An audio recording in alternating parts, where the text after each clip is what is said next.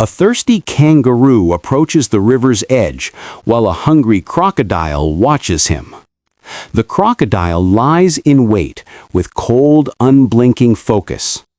Skepticism has been carved into this kangaroo by experience. Each step toward the water is measured, never given in blind trust. He is clever enough to be cautious and wise enough to know that whatever waits beneath the water is just as clever.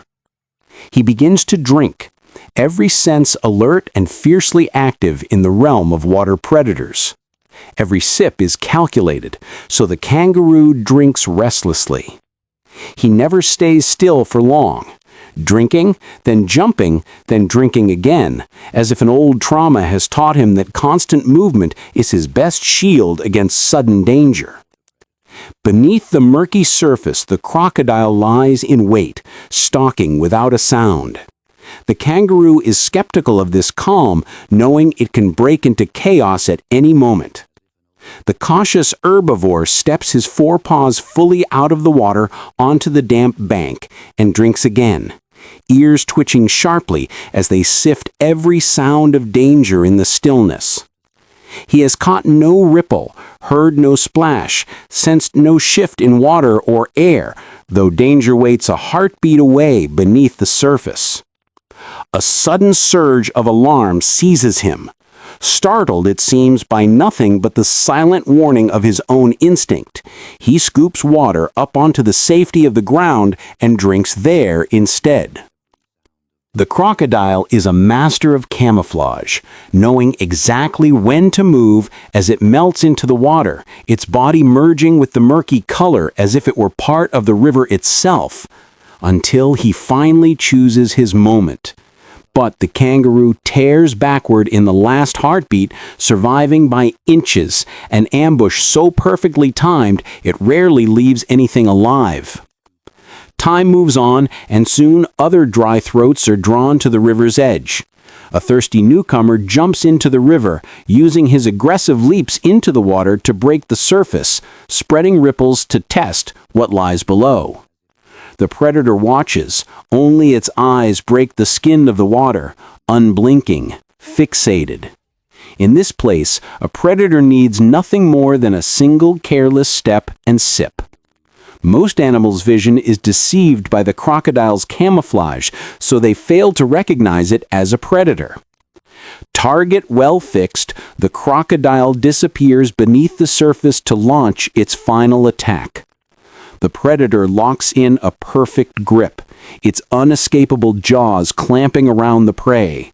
Then, with remorseless power, it holds the lifeless animal captive in the airless world where it dominates. The river belongs to the hunter, not the thirsty. Across Australia's vast grasslands, arid outback, coastal scrub and open forests, kangaroos dominate the landscape as the continent's largest native marsupials.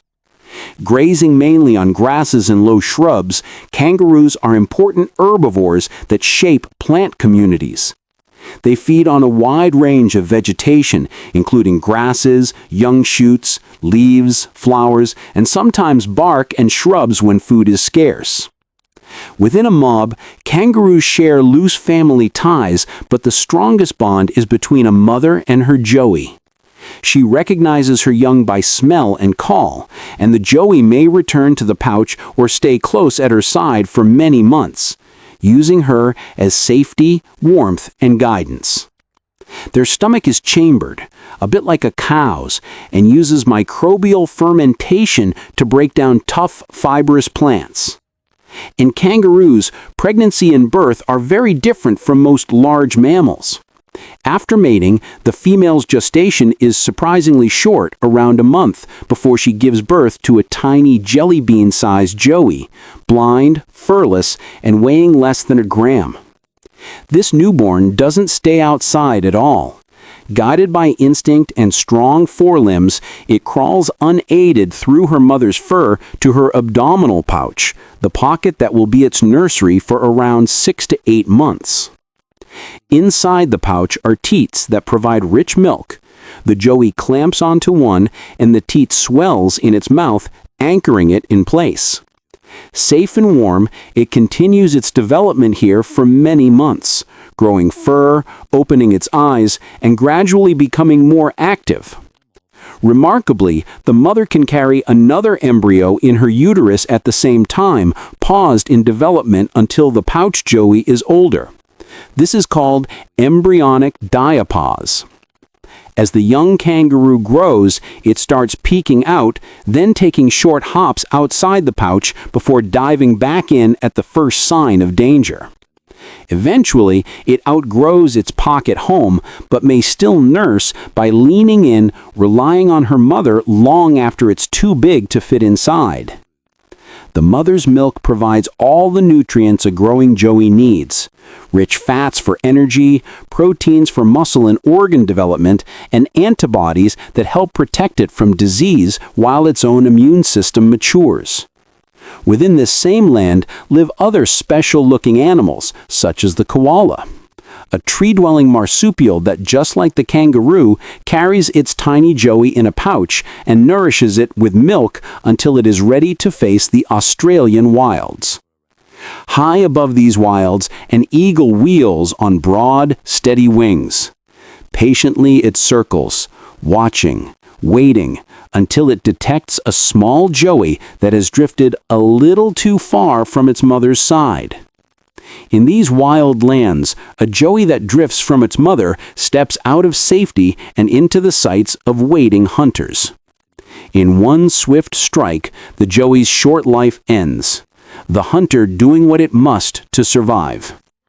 On the ground, the bird begins to feed, pulling mouthfuls of meat that will sustain it through lean days. The wisdom of these lands is harsh but clear. Every creature is both vulnerable and necessary. Predator and prey are threads of the same tapestry. Moments pass, and back in the mob, the mother kangaroo finally notices the gap at her side, the silence where a familiar heartbeat should be. Clutching its meal in powerful talons, the eagle lifts away from the earth and flies toward its nest. There, hungry hatchlings wait with open beaks, their survival bound to the fate of the joey far below.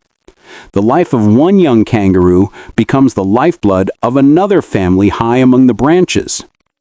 As the mother searches and calls, her missing joey will not return. Yet in this difficult truth lies an ancient rhythm. In the wild, loss for one often means life for another. Life here is fragile yet fiercely enduring, written in tracks, shadows, and echoes across the land. This ancient country reminds us that every heartbeat belongs to a greater story still unfolding. Life moves according to thirst, hunger, and shelter, bound together by an old, unwritten law. Every hunt, every birth, every loss feeds something else. And as the sun sinks over the red earth and silver grass, the Australian wild exhales a long, quiet breath.